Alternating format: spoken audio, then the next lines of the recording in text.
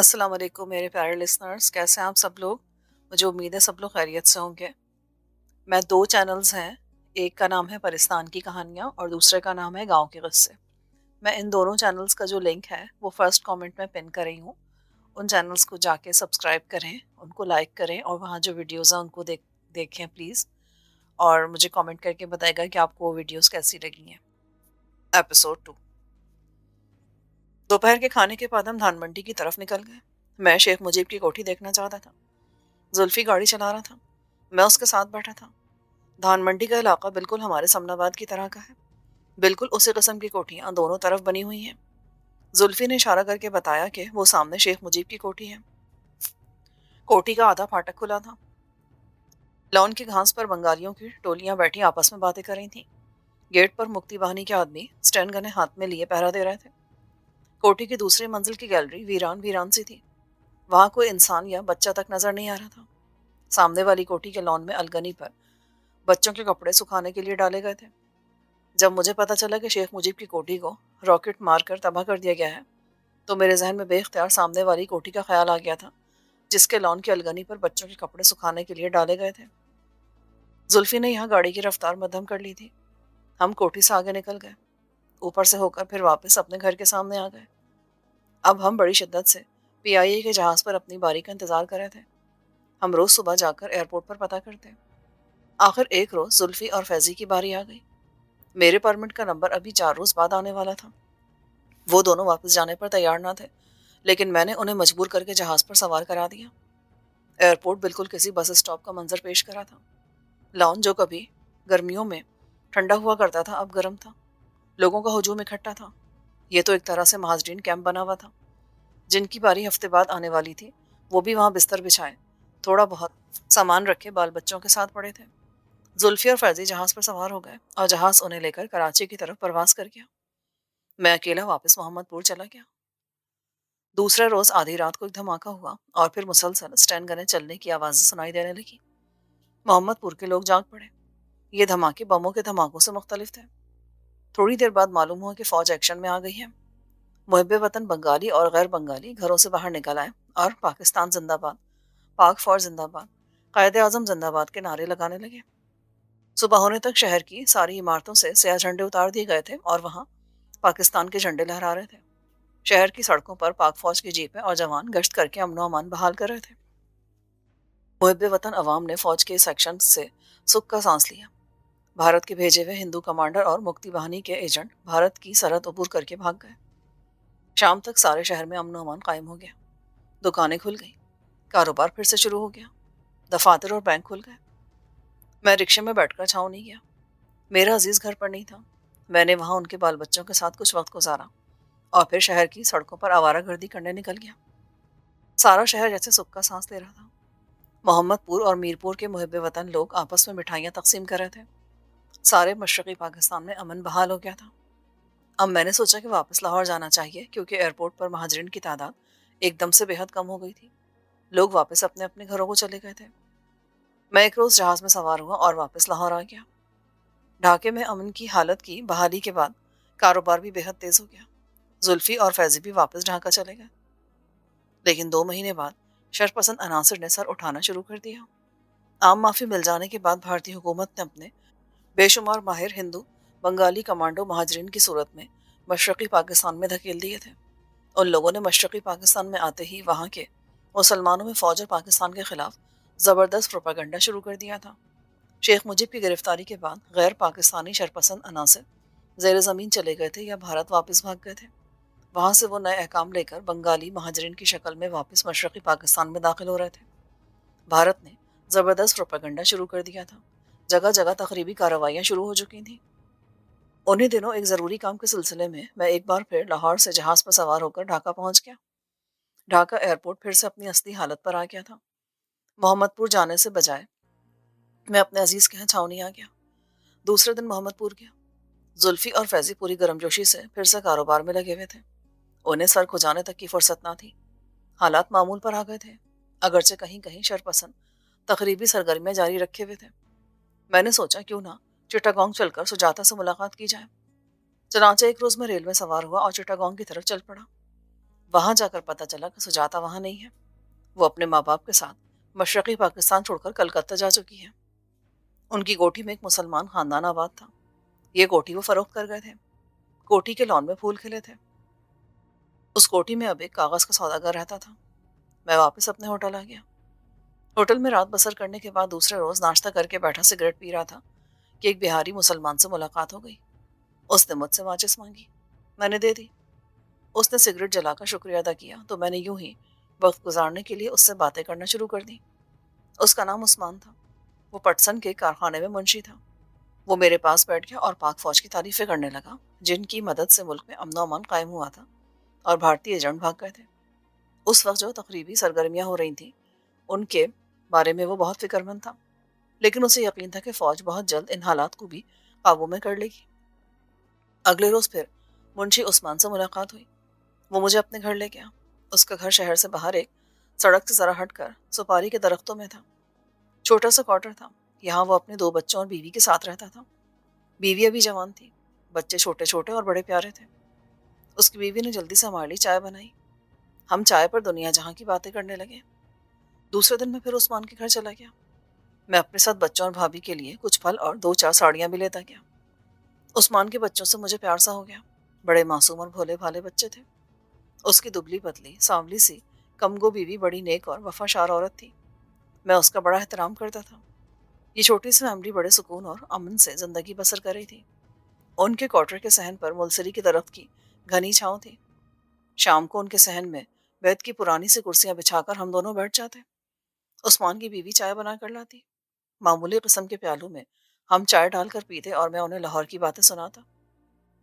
उस्मान नवाखली के खून रेज हिंदू मुस्लिम फसादात के दिनों में हिजरत करके मशरकी पाकिस्तान में आबाद हो गया था। उसके वालिदैन इंतकाल फरमा गए थे। एक भाई विलायत में था। एक बहन कुवैत में अपने खामिद और बच्चों के साथ रहती थी। उस्मान का कुनबा यहाँ अकेले ही पुरसुकून और सादा जिंदगी बसर करा था। दोनों मियाँ बीवी में बड़ी मोहब्बत और सलूक था। मैं 1 महीना चिटागोंग में रहा और तकरीबन हर रोज शाम को उनके यहाँ जाता रहा। मैंने कभी उनके दरमियान हल्की सी रंजिश भी होते नहीं देखी। 1 महीना चिटागोंग में बसर करने के बाद मैं नारायणगंज आ गया और अपने कारोबार में मसरूफ हो गया। मैंने फौज में खाने पीने की चीजें सप्लाई करने का ठेका ले लिया था। मैं कराची से दालें और घी वगैरह मंगवा कर सप्लाई करता था। वक्त गुजरता चला गया। कभी ढाका, कभी फरीदपुर, कभी नारायणगंज और कभी ढाका आ जाता।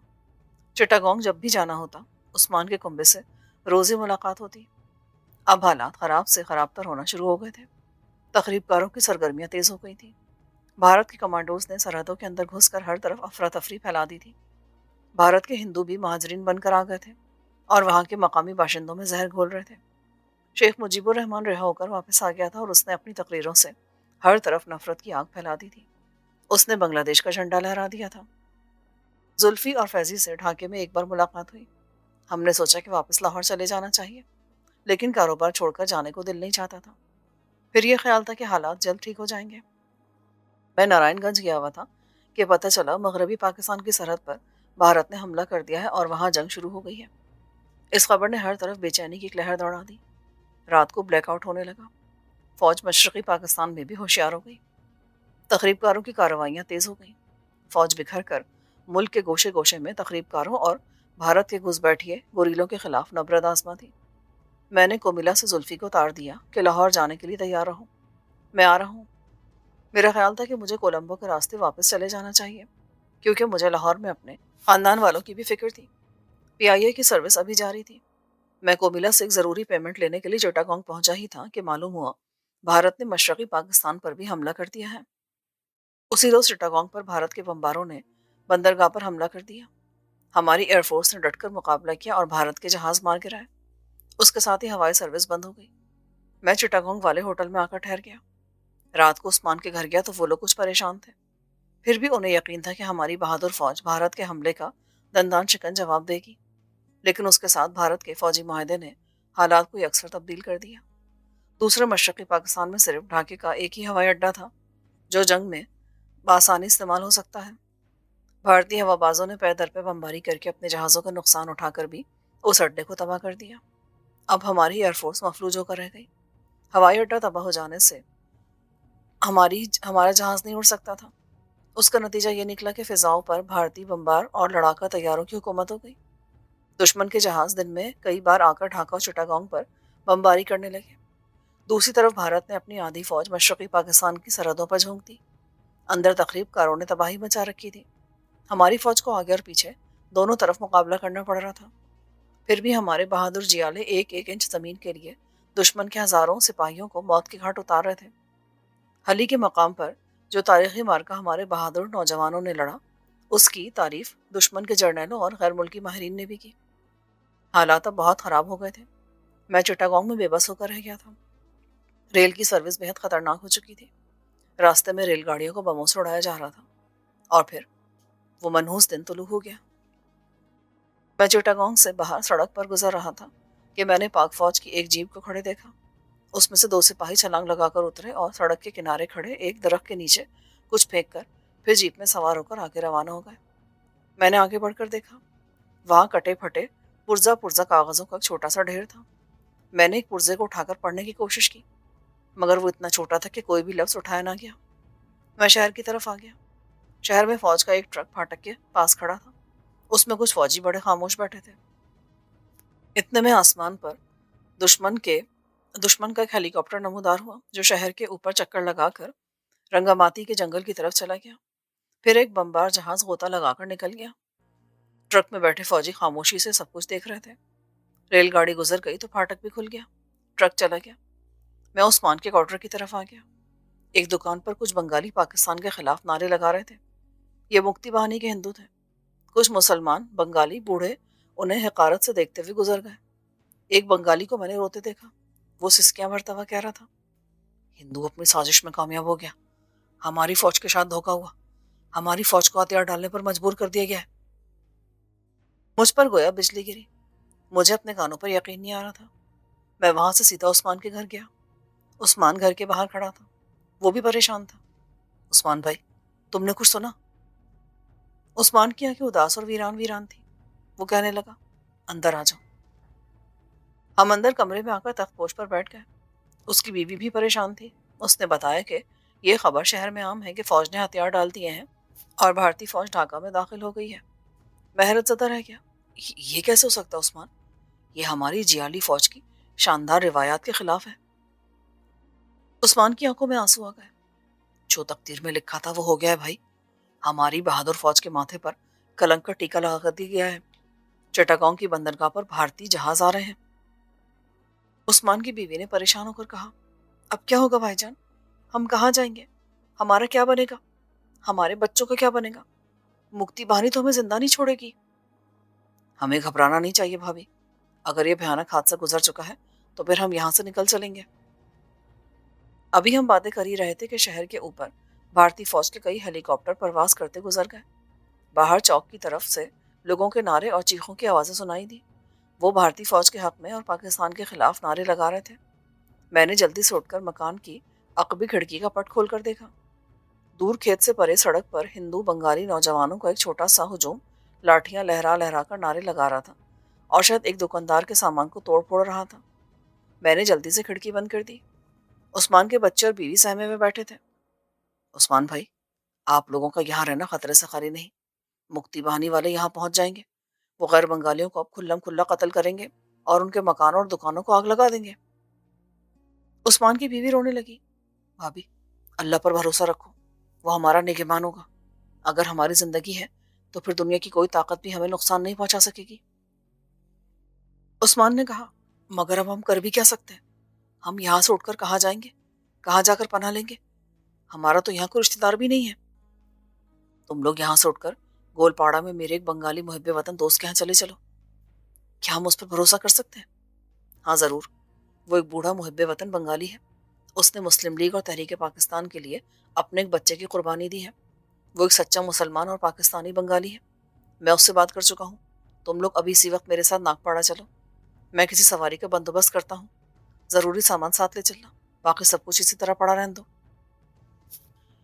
میں وہاں سے سیدھا ناگپاڑا کی طرف چل دیا۔ یہ بستی عثمان کے گھر سے شمال کی جانب اونچے نیچے ٹیلوں کے درمیان میں ایک تالاب کے کنارے پر تھی۔ 10-12 کوارٹر نما ایک منزلہ مکان تھے۔ ذرا پرے ہٹ کر ملسری کے درخت والا میرا محب وطن بنگالی دوست मोमिन भाई का मकान था। ये भी एक मंजिला मकान था जिसका एक सहन और साथ साथ लगे 3 कमरे थे। मोमिन भाई उस मकान में अकेला रहता था। उसके घर वाले बहरीन गए हुए थे। वो मुझे घर पर ही मिल गया। वो रेडियो पर खबरें सुन रहा था। मुझे देखते उठ खड़ा हुआ और मुझसे लिपट कर बोला, ये क्या सुन रहा हूँ? हमारी फौज ने हथियार डाल दिए। हमारी फौज को मजबूर कर दिया गया है, बेबस कर दिया गया है। उस फौज ने जर्मन जर्नल रोमेल के आगे हथियार न डाले, हमारी फौज के दामन पर एक किसने दाग लगा दिया। बहुत बड़ा इनकलाब आ गया है। ये सब कुछ हिंदू की सोची समझी साजिश के तहत हुआ है। हम सब की जिंदगी खतरे में है। खैर, खुदा को जो मंजूर होगा वही होगा। मैंने उसे बताया कि मैं अपने दोस्त उस्मान भाई और उसकी फैमिली को वहां ला रहा हूँ। वो कुछ सोचकर बोला, ये खुला घर है, अगर तुम शहीद कर भी दे गए तो कोई बात नहीं।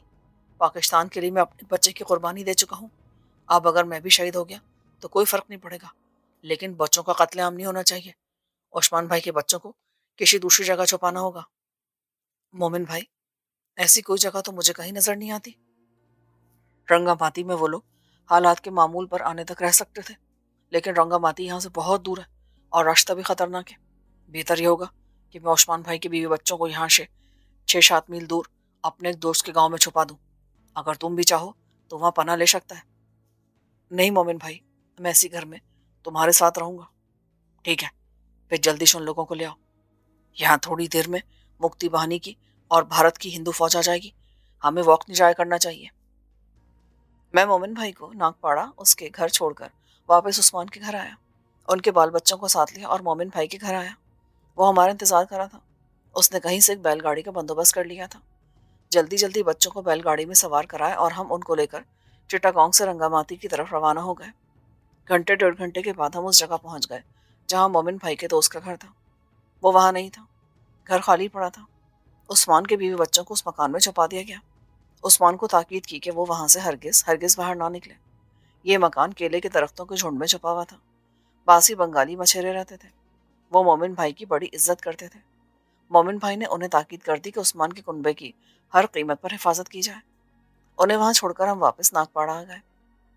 वापस आकर हमें एहसास हुआ कि हमने सख्त गलती की जो वापस आ गए।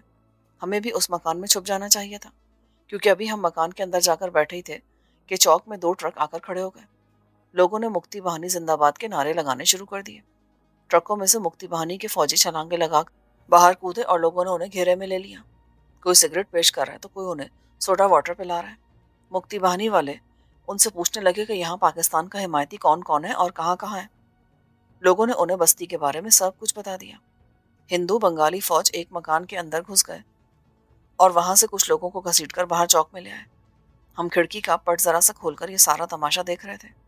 मुक्ति बहानी वालों ने हमारे देखते ही देखते 4 आदमियों को संगीने मार मार कर जमीन पर गिरा लिया और फिर उन पर गोलियां बरसा दी। जख्मी तड़प तड़प कर शहीद हो गए। ये वो बंगाली थे जो पाकिस्तान से मोहब्बत करते थे। इसके बाद वो एक दुकान के अंदर से 2 बिहारियों और 2 पंजाबियों को घसीट कर बाहर ले आए। उन्होंने उन्हें चौक में जमीन पर 2 जानों बिठा दिया। फिर एक एक मुक्ति बहानी का फौजी उनके पीछे खड़ा हो गया। लोग नारे लगा रहे थे। उन्होंने अपनी राइफलें हवा में लहराई और पूरी ताकत से संगीने उन कैदियों की पुश्त पर भोंक दी। चारों जमीन पर औंधे मुंह गिरे। फिर उन पर संगीनों की बारिश होने लगी। उन लाशों को चौक में तड़पता छोड़कर मुक्ति बहानी हिंदू सिपाही दूसरे शिकार की तलाश में इधर उधर फिरने लगे। दूसरे लोग उनके साथ साथ थे और नारे लगा रहे थे। मोमिन भाई ने खिड़की बंद की और तशवीशनाक लहजे में बोला, आप ये लोग मेरे घर आएंगे। इस इलाके में मैं भी मुहब्बे वतन मशहूर हूँ। शाह को मालूम है कि मैं पाकिस्तान का जबरदस्त हामी हूँ और सच्चा मुसलमान हूँ। मैं भी घबरा गया। अब मुझे भी एहसास होने लगा था कि मैंने यहाँ आकर सख्त गलती की है, लेकिन अब कुछ नहीं हो सकता था। जो होना था वो हो चुका था। जो होने वाला था वो होकर रहेगा। अब तो हर कीमत पर आखिरी हद तक अपनी जान बचाना फर्ज था। मोमिन भाई, हम यहाँ से कहाँ जाएंगे? उस्मान के बाल बच्चों को क्या होगा? मैं उन्हें भी वहां से निकाल कर किसी दूसरी जगह ले जाऊंगा। चलो चलो मेरे साथ। अब यहाँ कोई भी महफूज नहीं है। इस शहर पर मौत का रक्स शुरू हो चुका है। हम दोनों मकान से निकलकर चिटागोंग से रंगामाती जाने वाली पतली सी सड़क पर आ गए। ये सड़क दरख्तों के साय में से होकर रंगामाती की तरफ चली गई थी। अभी हम मकान से निकले थे कि हमें मुक्ति बहानी वालों को हमने मकान की तरफ आते देखा। मोमिन भाई बोला, जल्दी से मेरे साथ भागो। हम मकान के पिछवाड़े भाग कर आ गए। यहाँ सुम्बुल का एक बहुत बड़ा और गुंजान दरख्त था। मोमिन ने इशारा किया कि इस पर मेरे साथ चढ़े चलो। हम दोनों बड़ी तेजी से उस दरख्त पर चढ़ गए। मैं इससे पहले कभी इतनी फुर्ती से दरख्त पर नहीं चढ़ा था, लेकिन चूंकि मौत पीछे लगी थी इसलिए हम में इतनी तेजी और ताकत आ गई थी शायद। हमने दरख्त की घनी शाखों और चौड़े पत्तों में अपने आप को छुपा लिया। हम खामोशी से मुक्ति बहानी के फौजियों को तकने लगे जो मोमिन भाई के मकान की तरफ आ रहे थे। उनके साथ लोग नारे लगाते, बांग्लादेश का झंडा लहराते चले आ रहे थे। ये लोग मुझे कत्ल करने आ रहे हैं। मोमिन ने मेरे कान में सरगोशी की। मुक्ति बहानी वाले मोमिन भाई के मकान के सामने आकर रुक गए। दरवाजा बंद था। उन्होंने पाँव की ठोकर मारकर दरवाजा चौपट खोला और शोर मचाते अंदर घुस गए, मगर अंदर उन्हें कोई न मिला। वो सामान तोड़ने फोड़ने लगे। सारे घर का सामान तोड़कर ढेर कर दिया गया। बिस्तर और कपड़े लूट कर ले गए। मुक्ति बहानी वाले गोलियां चला रहे थे। राइफलों और स्टन गनों का मुंह आसमान की तरफ करके बार बार फायर कर रहे थे। बाहर आकर उन्होंने मकान को आग लगा दी। मोमिन भाई का मकान बांस का बना हुआ था। देखते ही देखते उसने आग पकड़ ली और धड़ाधड़ जलने लगा। मोमिन भाई ने मेरे कान में सरगोशी की। मुझे अपने मकान की फिक्र नहीं है। परेशानी उन लाखों लोगों में बड़े इंसानों की है जो पाकिस्तान से मोहब्बत करते हैं, जिन्होंने पाक फौज के साथ मिलकर दुश्मन का मुकाबला किया था। उनके साथ धोखा हुआ है। ये लोग उनको गिन गिन कर कत्ल करेंगे। ये उनको जिंदा नहीं छोड़ेंगे। मैं जानता हूँ बंगाली मुसलमान को बगलाया गया है। उसे शेख मुजीब ने धोखा दिया है। वो धोखे में आ गया है।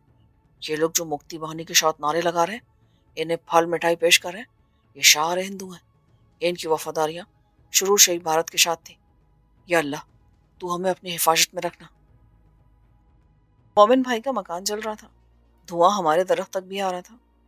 हमें डर था कि हमें ज्यादा धुआं आने से खांसी आ गई तो हमारी खैर नहीं, लेकिन अल्लाह का शुक्र रहा कि हवा का रुख बदल गया और धुआं दूसरी तरफ को जाना शुरू हो गया। मकान जलकर खाक हो गया। मुक्ति बहानी वाले वहां से चले गए। नागपाड़ा की बस्ती के तकरीबन आधे से ज्यादा मकान जला दिए गए। लोगों को घरों से घसीट घसीट कर कत्ल कर दिया गया। ये सब कुछ हिंदू फौजी कर रहे थे और हिंदू बंगाली खुशी से तालियां पीट रहे थे। अब शाम का अंधेरा फैलने लगा था। मोमिन भाई ने कहा कि अब हमें नीचे उतरना चाहिए। मैं तो दरख्त पर बैठे बैठे बुरी तरह से थक गया था। हम दोनों नीचे उतरे तो वहां सन्नाटा छाया हुआ था। फिजा में जले हुए बांसों की बू रची हुई थी। मोमिन ने मेरा हाथ पकड़ा और मुझे साथ लेकर तालाब के अकबी दरख्तों के झुंड में घुस गया। यहाँ से हमने दौड़ना शुरू कर दिया। हम काफी दूर निकल गए। हम थक भी गए थे। मोमिन भाई ने मुझे एक जगह पत्थरों के पास बैठने को कहा। हम घास पर लेट गए। जब हमारा सांस ठीक हुआ तो हमने एक तालाब से झुककर पानी पिया। मोमिन बोला, मेरे दोस्त, खुदा ने हमें मौत के मुंह से बचा लिया। अब हमें चलकर उस्मान के खानदान और बाल बच्चों की खैरियत मालूम करनी चाहिए। मुझे डर है कि कहीं उन्हें को नुकसान ना पहुंच चुका हो। हम सड़क पर से होकर जाएंगे क्या? मैंने पूछा। नहीं, मैं इस जंगल के रास्ते को जानता हूँ। ये एक मामूली से जंगल है जिसमें सिवाय छोटे छोटे दरख्तों और झाड़ियों के और कुछ नहीं है। तुम मेरे साथ साथ रहना। हम रात होने से पहले पहले अपने दोस्त के घर तक पहुंच जाएंगे। हमने आगे चलना शुरू कर दिया। हमें दूर गोलियां चलने और लोगों के चीखने चिल्लाने शोर मचाने की आवाजें सुनाई दे रही थी। साफ पता चल रहा था कि मुक्ति बहानी वाले मुहिब वतन लोगों को कत्ल कर रहे थे और हिंदू बंगाली खुशी से नारे लगा रहे थे। आसमान पर तारे निकल आए थे। चांद कहीं नहीं था। बड़ी अंधेरी रात थी। दिसंबर का मौसम होने की वजह से फिजा में गर्मी और हब्स नहीं था। कोई 1.5 घंटे के अंदर अंदर हम उस जगह पहुंचे जहां हमने उस्मान और उसके बीवी बच्चों को छुपाया था। मोमिन भाई ने कहा कि हमें गांव के दूसरे माहीगीरों से भी नहीं मिलना चाहिए। किसी को नहीं बताना चाहिए कि हम यहाँ से कूच कर गए हैं। हम अंधेरे में खुफिया जगह से घर के अंदर दाखिल हो गए। हमारी आवाज़ें सुनकर उस्मान ने दरवाज़ा खोला। हमारे चेहरे देखकर उन्हें अंदाजा हो गया कि हालात बहुत ख़राब है। क्या बात है, आप लोग परेशान क्यों नजर आ रहे हैं? मैंने कहा, इस वक्त हर मुहिब्बे वतन पाकिस्तानी परेशान है। मौत इस शहर में इतनी सस्ती हो जाएगी, मुझे इस बात का कभी यकीन नहीं था। मोमिन और मैंने उसे बताया कि मोमिन का मकान जला दिया गया है। चौक चौक में मुक्ति बहानी के हिंदू सिपाही बेगुनाह लोगों को मौत के घाट उतार रहे हैं। हर तरफ कोहराम मचा हुआ है। वो परेशान हो गया। ये सब बातें हमने उसे अलग ले जाकर बताई थी ताकि उसकी बीवी और रोना धोना ना शुरू कर दे। उस्मान ने मुझसे पूछा कि अब हमें क्या करना चाहिए। इस नागहानी आफत से अपने बाल बच्चों की जान किस तरह बचाई जाए। मोमिन भाई ने उसे बताया कि वहां से 50 मील दूर जंगल में एक पुराना रेस्ट हाउस है जहां वो कभी کٹائی کے دنوں میں جا کر رہا کرتا تھا۔ اگر ہم کسی طرح وہاں چلے جائیں تو حالات کے ٹھیک ہونے تک وہاں محفوظ رہ سکتے ہیں۔ آخر یہی طے پایا کہ ہم سب کو وہاں سے کوچ کر جانا چاہیے۔ چنانچہ اسی وقت ہم نے عثمان کی بیوی بچوں کو ساتھ لیا اور اس تالاب والے گھر کو چھوڑ کر رنگاماتی جانے والی سڑک کے ساتھ ساتھ آگے کو چل پڑے۔ ہم درختوں سے ہٹ کر سڑک سے ہٹ کر درختوں جھاڑیوں میں سے ہو کر گزر رہے تھے۔ عثمان کے ایک بچے کو میں نے اور ایک کو عثمان نے کندھے پر بٹھا رکھا تھا۔ آدھی رات تک ہم چلتے رہے۔ آخر تھک کر ایک جگہ ندی آ گئی تو وہاں بیٹھ گئے۔ عثمان کی بیوی کے پاؤں زخمی ہو گئے تھے۔ مومن بھائی نے کھانے کو تھوڑے سے چاول ساتھ رکھ لیے تھے۔ یہاں بچوں کو اور عثمان کی بیوی کو تھوڑے تھوڑے چاول کھلائے گئے۔ طے یہ ہوا کہ رات کا باقی حصہ اسی جگہ بسر کیا جائے اور صبح کو سفر شروع کیا جائے۔ عثمان کی بیوی بچے سو گئے۔ ہم وہاں بیٹھے دیر تک آپس میں باتیں کرتے رہے۔ پچھلے پہر ہمیں بھی نیند آ گئی۔ ہماری آنکھ اس وقت کھلی جب دھوپ خوب چمک رہی تھی۔ میں نے مومن کو جگایا، پھر سب اٹھ کر بیٹھ گئے۔ سب نے چاول کھائے، پانی پیا اور آگے چل پڑے۔ 2 گھنٹے تک چلتے رہنے کے بعد عثمان کی بیوی تھکن سے گر پڑی اور سسکیاں بھر کر رونے لگی۔ ہم رک گئے۔ بچوں کو اٹھائے اٹھائے ہم بھی تھک گئے تھے۔ طے یہ پائے کہ اس طرح سے 50 میل کا فاصلہ طے نہیں ہو سکے گا، لہٰذا کہیں سے بیل گاڑی حاصل کی جائے۔ یہاں سے دائیں جانب ایک کوش پر گاؤں ہے۔ اگر میں وہاں جا کر کوشش کروں تو شاید بیل گاڑی مل جائے۔ میرے پاس کچھ روپے ہیں۔ 600-700 روپے میرے پاس بھی تھے۔ ہزاروں روپوں میں سے بس چند یہی 100 روپے بچا سکا تھا میں نے کہا، مومن بھائی، آپ میرے روپے بھی اپنے روپوں میں شامل کر لیں اور بیل گاڑی حاصل کرنے کی کوشش کریں۔ اس کے بغیر بھابھی اور بچے سفر نہیں کر سکیں گے۔ ہم اسی جگہ رک گئے اور مومن بھائی بیل گاڑی لینے کے لیے ساتھ والے گاؤں کی طرف روانہ ہو گیا۔ میں اور عثمان حالات کے ایک دم بدل جانے اور تباہی نازل ہونے کے بارے میں باتیں کرتے رہے۔ عثمان نے اپنی قمیض پھاڑ کر اپنی بیوی کے پاؤں کے زخموں پر باندھ دی تھی۔ کافی دیر بعد ہمیں دور سے جھاڑیوں میں چھوٹی سی بیل گاڑی آتی دکھائی دی۔ اس کی چھت ٹوٹی ہوئی بانس کی تھی اور آگے مریل سا گدھا نما بیل جوتا تھا۔ ہم بڑے خوش ہوئے۔ مومن بیل گاڑی لے کر پہنچ گیا تھا۔ ہم نے جلدی جلدی بھابھی، بچوں اور عثمان کو گاڑی میں بٹھایا اور اس کے بعد میں اور مومن بھی گاڑی میں بیٹھ گئے اور ہمارا سفر شروع ہو گیا۔ بیل گاڑی میں ہم بڑے آرام سے سفر کر رہے تھے۔ صرف کسی وقت تنگ جھاڑیوں میں سے گزرتے ہوئے دقت پیش آتی تھی۔ کھلی سڑک ہم نے اس لیے چھوڑ دی تھی کہ ڈر تھا کہ اگر کوئی بھارتی یا مکتی باہنی کا کوئی فوجی ٹرک گزرے گا تو مصیبت پڑ جائے گی۔ شام تک ہم سڑک کے ساتھ ساتھ جھاڑیوں میں سفر کرتے رہے۔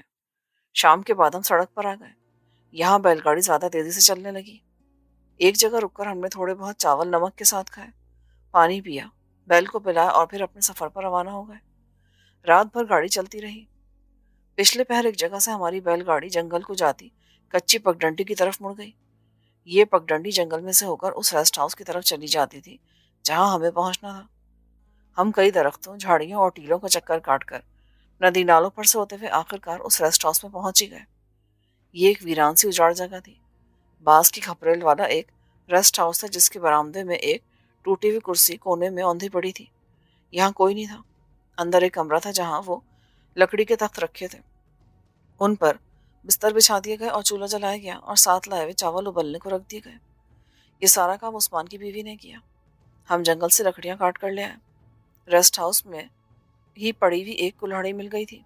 مومن نے بتایا کہ یہ ریسٹ ہاؤس اب ویران ہو گیا ہے کیونکہ اس طرف سے گورنمنٹ نے جنگل کی کٹائی پر پابندی عائد کر دی تھی۔ سارا دن اسی جگہ گزر گیا۔ شام کو ہم نے تھوڑے بہت ابلے ہوئے چاول کھائے، بغیر دودھ کے چائے کی پتی ابال کر پی۔ اب مچھروں نے حملہ کر دیا۔ یہ بڑے موٹے موٹے مچھر تھے۔ عقب میں آگ جلا دی گئی، اس کے دھوئیں سے مچھر بھاگ گئے۔ ریسٹ ہاؤس میں بچے سو رہے تھے، ان پر پرانی چادریں تان دی گئی تھیں۔ آدھی رات تک میں، مومن اور عثمان آپس میں باتیں کرتے رہے کہ ہم یہاں کب تک رہ سکیں گے۔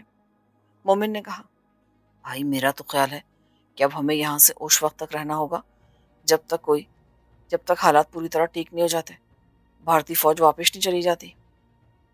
عثمان نے کہا، غدار مجیب نے یہ علاقہ بھارتی حکومت کے ہاتھوں بیچ دیا ہے، وہ اب یہاں سے واپس نہیں جائیں گے۔ مومن کہنے لگا، میرا خیال ہے کہ ایسا نہیں ہوگا۔ شیخ مجیب کا بھوت بہت جلد لوگوں کے شروں سے اتر جائے گا۔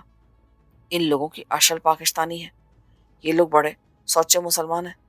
سازش ہندو نے کی ہے اور ہندو بنگالی نے یہ مکتی باہنی کے ساتھ مل کر ملک میں تباہی پھیر دی ہے۔ حالات بہت جلد ٹھیک ہو جائیں گے۔ ہم پھر سے واپس اپنے اپنے گھروں کو جائیں گے۔ لوگوں کو بہت جلد احساس ہو جائے گا کہ انہیں الو بنایا گیا ہے، ان کے ساتھ بڑا دھوکہ ہوا ہے۔ پھر پچھتانے سے کیا ہوگا مومن بھائی؟ عثمان نے سر داں بھری۔ ہم نے 3 دن اس جنگل کے ویران ریسٹ ہاؤس میں بڑے آرام سے گزارے۔ پھر ہمارا راشن ختم ہو گیا، بچوں کے لیے سوائے چاول کے اور ہمارے پاس کچھ بھی نہیں رہا۔ دودھ پی انہیں ہفتہ ہو گیا تھا، وہ کمزور اور زرد ہو گئے تھے۔ عثمان کی بیوی کو چوتھے روز ملیریا ہو گیا اور اس روز کا بخار چڑھا کہ وہ نیم بے ہوش ہو گئی۔ ہمارے ہاتھ پاؤں مڑ گئے، وہاں ہم اس کا کوئی علاج نہیں کر سکتے تھے۔ یہاں بھی مومن بھائی کا تجربہ کام آیا۔ وہ جنگل میں گیا اور کسی درخت سے خاص قسم کے کڑوے پتے توڑ لایا۔ ان پتوں کو گرم پانی میں ابالا گیا، ان کا کڑوا رس نکال کر بھابھی کو ایک چمچ پلایا گیا۔ وہ ساری رات بخار سے بیچاری کا بدن پھونک رہا تھا اور ادھر شدید درد تھا۔ صبح کہیں جا کر بخار ٹوٹا تو اس نے آنکھیں کھول کر اپنے شوہر کو دیکھا اور پھر بچوں کو اپنے ساتھ لپٹا لیا۔ وہ پھوٹ پھوٹ کر رونے لگی۔ مومن نے اس کو تسلی دی، بھابھی آپ تم کو ہمت سے کام لینا ہے، مصیبت صرف ہم پر نازل نہیں ہوئی ہے، سارے ملک پر یہ بجلی گری ہے۔ ایسی بھی مائیں ہیں جن کے سامنے ان کے بچوں کو زندہ آگ میں پھینک دیا گیا ہے۔ تمہیں خدا کا شکر ادا کرنا چاہیے کہ تم اپنے خاوند اور بچوں کے ساتھ زندہ سلامت ہو۔ خدا نے چاہا تو ہم اس مصیبت سے بھی ایک نہ ایک دن ضرور نکال جائیں گے۔ ہمارے ساتھ تمہیں بھی حوصلے سے کام لینا چاہیے۔ مومن کی باتوں کا بھابھی پر خاطر خواہ اثر ہوا اور اس نے اپنے آنسو پوچھ دیے۔ دوسرے دن وہ صحت مند ہو گئی تھی۔ اب سوال یہ تھا کہ چاول اور دال وغیرہ کہاں سے لائی جائے، اور قریبی ایک تالاب تھا۔ عثمان اور میں نے بنسی بنائی اور وہاں مچھلیاں پکڑنے لگے۔ شام تک بڑی مشکل سے 2-4 مچھلیاں پکڑ سکے۔ اس تالاب میں مچھلیاں کم تھیں۔ مومن نے کہا، میں جنگل میں جا کر پھل توڑ کے لاتا ہے، کچھ روز اسی طرح ہم کو گزارا کرنا ہوگا، اس کے بعد گاؤں جا کر روشن لے آؤں گا۔ ویسے بھی حالات ابھی ایسے نہیں ہے کہ ہم میں سے کوئی بھی وہاں جانے کا خطرہ مول لے۔ میں نے کہا، میں بھی آپ کے ساتھ چلوں گا جنگل میں۔